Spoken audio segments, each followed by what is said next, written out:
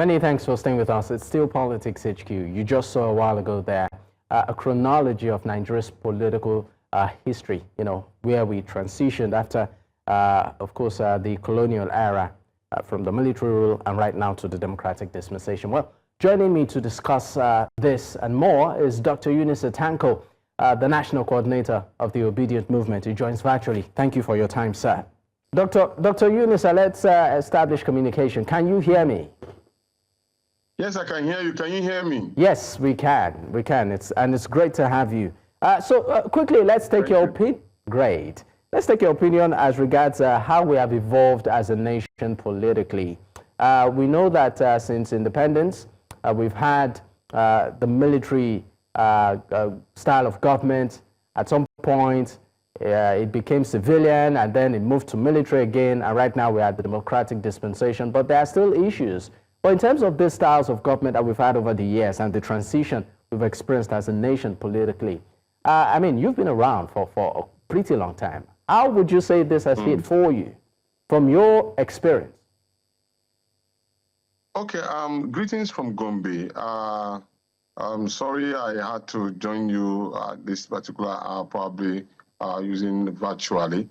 Right now, as I'm speaking to you, I'm in a very big city, a city that represents a lot of people in the northeastern part of this country. And then it is expected that such a city will have been in a position where there is power supply and everybody is comfortable, at least on a normal level. Unfortunately, it is not so. And those are some of the things that has to do with our historical background as a people. Like, I watched your intro when you talk about how Nigeria was, how we culminated as a people. We speak with one voice. We unite with one voice. I grew up in an area where people do not know about tribal and regional sentiment. I grew up in an area where Nigeria was at the tip of everybody's tongue and where the leaders care about the Nigerian states. But unfortunately for us today, it is not the same thing. So even when we had the issue of the military was looking at the area of unity and always thinking about how we can work together as a team. Unfortunately, even when the Biafran War, the Civil War came up, it was all about how people were agitating for good governance and inclusivity. That has been a major issue in our country. So successful leaders within the period always try to say, okay, we can do A, B, C, D. But unfortunately, they have not been able to nip it at the bud. And that is exactly what we are facing at the moment. You cannot imagine that we're talking about elections that will unite this country, and everybody is talking about it is my turn. It is not about electricity. It is not about putting food on the table of the Nigerian people. It's not about the health. It's not about pulling people out of poverty. It has always been about power in order to negotiate for an individual, grandstanding. And so that has been our story. And of course, there are some exceptions in being in the military. I give a simple explanation about when we had Murtala Muhammad as the head of state. The man led us for those 6 months, and he did extremely well. That many people are even wondering whether he did actually 6 years, but it was only 6 months. 6 months. We have Musa Yar'Adua, who did his own best within a short period of time before God calls him, and all of us are pleased with him. So what we need are leaders who actually are thinking about the nation, about the people. All right. Of course, gratitude and all will come, but that is exactly what we need, which we are lacking. All right. I mean, you highlighted a couple of issues, but I would also like to ask you, you would respond to this when we return from this break, though. Is it about really our system of government? Because some have advocated or even clamored that, look, let's even take a second look at our style of democracy. Some might even say maybe we should go back to the parliamentary or regional system of government that, we used to have which seem to have been working. But I would, of course, take your response to some of these concerns when we return from this break. Do stay with us. We'll be right back. Many thanks for staying with us. I still have Dr. Yunus Atanko, who's the National Coordinator of the Obidient Movement. He joins me virtually. Thank you for your time, sir. Now, let's take a look. Thank you very much for having me. Great. So let's, x-ray our system of government. I mean, democracy. Many will tell you that it's still the best form of government compared to, many other forms of government. But then, let's look at our own style here as a country. I mean, there are challenges from elections to will I call it the process, the arms of government, the judiciary, executive, the legislature. There are still challenges. So I would like you to speak on that. Some are saying maybe we'll go back to the regional or parliamentary system of government. What's your take? Well, the truth about it is we have problems with regard to individual perceptions and those who are in position of leadership. Greed, self-aggrandizement as against the interests of the people reigns supreme in the minds of most of our leaders. So it's not about, for me, about either the parliamentary system or the democratic system of government. So, no. Yes, we have democracy. We fought for it. Quite a number of us fought for it because we felt that military system is more or less like a dictatorial kind of leadership. And so we wanted a more democratic system of governance. And that means for inclusivity in everybody that's supposed to be involved. Now, this democracy that we put in for ourselves and fought for is supposed to be practiced with decorum and due respect. Take a look at the situation right now. You want to go into a primary election or an individual who wants to run for election. It's not about the candidates anymore. It's not about the merit of the candidate anymore. It's about what kind of money do you have as a person to be able to buy the delegates over to yourself. That is the way we practice our democracy at the moment, and it's totally unacceptable. Democracy is about you selling an idea.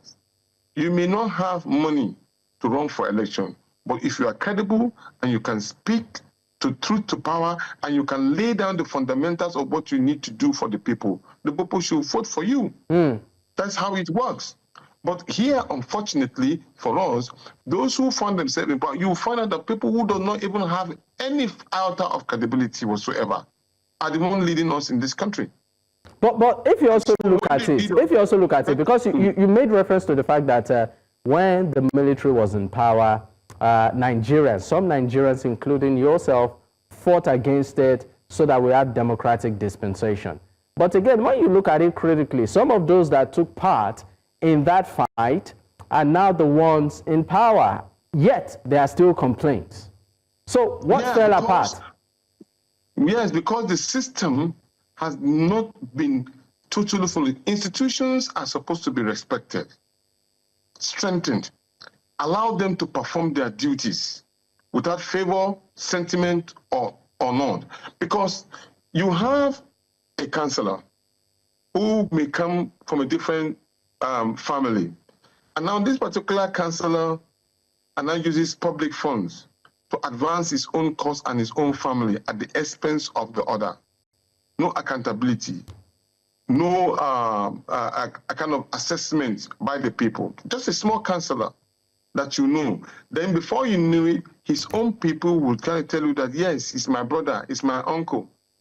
You don't allow the system to take care of his malpractices or the misappropriation of that councillor. I'm just using a councillor, a simple councillor as an example. Not talk about the House of Rep member or a senator or a governor or even the president himself. Here we are, people have come out and say, XYZ is wrong with us. Can't we do it this way collectively? But there are some people who will even go ahead and support a particular heinous crime against the people. So the system has a lot of problems, but the people themselves have to change their mindset to make the institution work accordingly. I mean, yes, you may say I'm an obedient person, and at the same time I'm supporting Mr. Peter Obi. Yes, I support him for some basic reasons. I'm talking about somebody who left 75 billion naira in the coffers of the government of Anambra State. I'm talking about somebody who was able to change the narrative, bringing the children of Anambarians from 26th position, bringing them to #1 in WAEC. I'm talking about somebody who have been able to put up roads network in every nook and cranny in Anambra. I'm talking about somebody who have been able to pay the salaries and gratuity of his people for complete the period in which he was already. I'm talking about somebody who have been able to bring in an ADC who belongs to a different state. All right. These are clinical examples, but wait a minute, here is the catch now. You now look at that particular person with all of the records that he has put in place and you say, no, he doesn't have the credibility. He doesn't have the experience. These are people who are completely sharp contrast to him. And those are the people that you're supporting. Then you think that, don't you think that we need our head examined as a people? These are some of the things that we do. So are you saying right now the fault or the challenge largely lies with the people? Because at the end of the day, the people produce the leaders. Is that what you're saying? They have their portion. But those who have led them has led them astray in that regard. And that is exactly what the situation is. So because we did not allow the system to run the leadership structure in this country, if rather we rewrote, most of our leaders rewrote the institution themselves. Look, as we speak today, our democracy is in danger. The present leadership has captured the security apparatus, has captured the Independent Electoral Commission, has captured even the press, with all due respect, has captured the judiciary. So whatever they say at their own interest, and then the same people will come and support it. As we speak right now, unconstitutionally, Mr. President has given an order to the INEC chairman to proceed on leave. What he's going to do now will shock everybody because he's going to put in a crony of his to be the chairman of INEC. How do you expect to get a cleanly, equitably, and qualified individual to lead the Independent Electoral Commission? So at the end of it all, it's garbage in and garbage out. So are you saying? Are you categorically saying that? I mean, even if there's a new leadership within INEC right now, which of course we know would happen anytime soon, you still do not, have or express a confidence in the capacity of that agency. Is that what you're saying? Not in any way. Not in any way. Let me tell you, we've had people who have capacity, who have credibility. Their capability and capacity has already been rubbish. Do you think Professor Mahmoud will be happy with the way in which his name is being called out and dragged out all the time? No, the man will not be happy. He cannot, because the system has not given him the opportunity to perform equitably and freely. Can you believe that in Ghana, in just Ghana here, when we went to Accra, our democracy has been put into question. The democracy in Africa has been put into question. In Ghana, for example, if you contest an election and you win an election, the electoral laws and us says that you cannot leave that political party until after the electoral cycle. And if you decide to leave, in less than 12 days or so, or 16 days, they will call for an election on that your seat. But in Nigeria, it's not the same thing. The institution is working. The institution is working because the procedure in which the INEC chairman is being put is independent. And we are saying that the way in which the electoral umpire should come up this time around should be independent. And how do you do it? Justice Mohammed Uwais' report gave us a clinical example of how it can be done. And how is that? Said, publish the vacancy of this office to the public domain. All right. When you publish, then 3 persons will be selected by the Judicial Council of Justice. Those ones who now presented, you don't know this particular person. They are just open, and then they will not appoint one out of it. That is the way to give credibility to the system. If you do anything otherwise, we will definitely not have that kind of leadership that we are expecting. It will be a garbage in, garbage out that I said before, maybe even worse. All right, now let's digress slightly and talk about unity and cohesion as a nation. I mean, in your analysis, you did make reference to, of course, the presidential candidate of the Labour Party in 2023, Peter Obi, who you said, of course, you support wholeheartedly. I mean, you are a strong official within the Obidient movement. Let's look at some things that are happening in a state like Lagos, for instance, where there are demolitions. One of the major demolitions that happened was around, of course, the Auto Spare Parts and Machinery Dealers Association, a SPANDA session, in market in Lagos, where demolitions did happen. Peter Obi visited the place and said that, these individuals, had valid document approvals, yet, the demolition did happen. He went with some officials, and even though he said, he sort of said a probe too should be, carried out in that regard. The Lagos state government did respond to that, saying that, look, many of these people were not documented, didn't have approvals from the state government, and for that reason. But where I'm going with this conversation is this.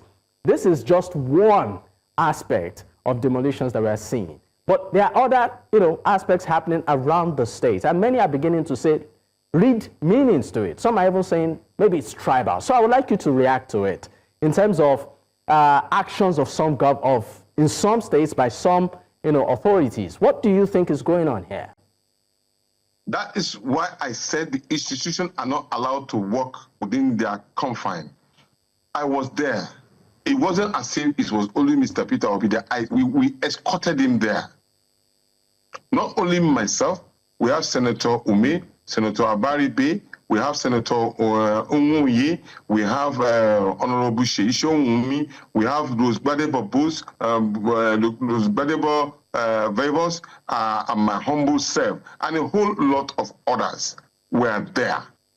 We saw it. It was an on-ground assessment. Now, the question you want to ask yourself is this. These buildings did not grow overnight. The building doesn't grow in one day. It takes time. You have to have foundations. You have to start moving materials, human materials, and all into those particular places. For crying out loud, what I saw was a complete building. Complete buildings that took probably months.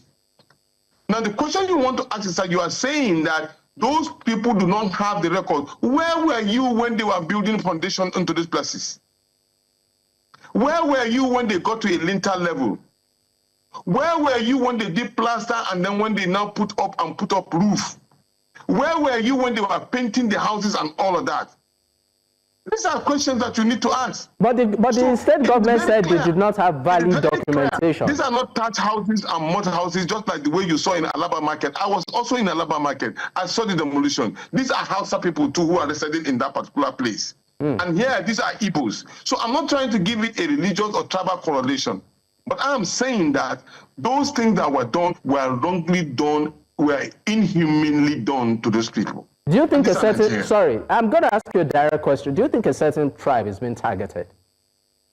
Believe me, with all of what I saw, it may be so. All right. It may be so. All right. Before I let you go on this conversation, I would just like you to speak in bullet points. How can we get it right? I mean, an election season is just around the corner, 2027. There are already talks. We are seeing permutations. We are seeing associations. We are seeing collaborations and all. How can we get it right as a nation? Just 3 points. Think about the country. Think about the people. Think about how we can build a nation that all of us can benefit from without playing sentiment, without playing tribal, but following rules of the engagement and law and order in the interest of the collective. That is the only way we can do it, get it right. All right, thank you so much. It's been a privilege having this conversation with you. Dr. Eunice Otanko, National Coordinator of the Obidient Movement. Once again, thank you for your time. Thank you, and God bless the Federal Republic of Nigeria. Happy Independence Day. Happy Independence to you too.